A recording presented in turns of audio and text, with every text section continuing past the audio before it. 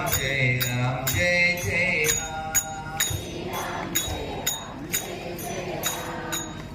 लक्ष्मण जानकी, राम लक्ष्मण जानकी, राम लक्ष्मण जानकी,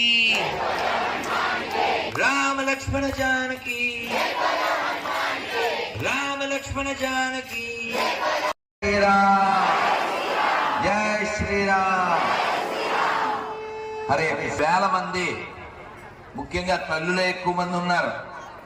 ఈ తల్లులు లేకపోతే మనం అంతా మన సంస్కృతి నుంచి దూరం అయిపోయి ఉండేవాళ్ళం.